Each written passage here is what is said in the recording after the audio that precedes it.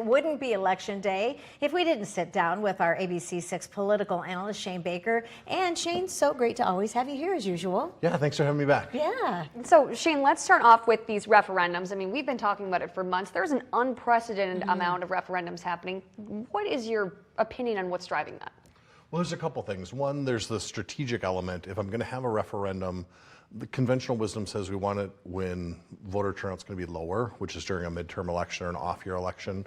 I think that's part of the strategy. The other part is, I think structurally around the whole system, there's a lot of uncertainty, and I think communities are trying to pull back some of the control and say, hey, if we had a more secure funding space that we were in charge of, that we were in control of, we don't have to rely on the state or outside entities or grant funding or the federal government. Yeah, and we aren't able to rely on those much because of all the cuts. So, and in the past, we've already seen that these have somewhat failed generally across the board. How is that going to change this year? Because it appears like we're even in a more dire situation.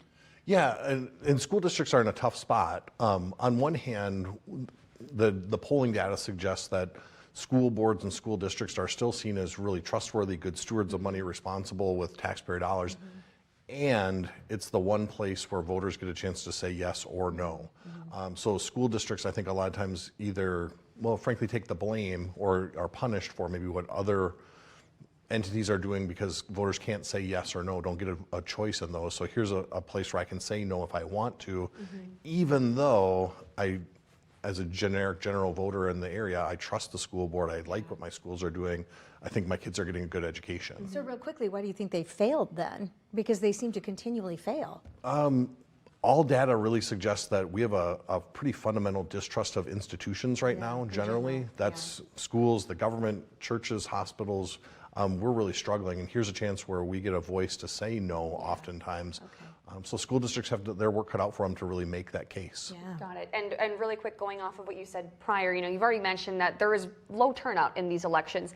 Tell us about, though, that impact, people getting to say yes or no to these things. It's a small amount of people that are voting, but there's a huge impact on these ballots. Yeah, ironically, the votes like these are the ones that are going to impact your community the most. Your school board, your referendums, your city council. That's really where the beauty of government happens. Not as much on the big picture, Congress, Senate, the president. Those are important roles, but really what our community is like comes down to schools, parks, roads, bridges. Yeah. All right. Well, we always love having you here. And I know you're going to stick around. You're going to be coming back for the 10 o'clock. Absolutely. And we will continue to monitor those results. Thanks again, Shane. Thank you, Shane. And to stay on top of all of the latest results, just be sure to download the KAAL News app. We are on the Google, Apple stores for free. We're going to be right back at 10 o'clock tonight for more election results in our area.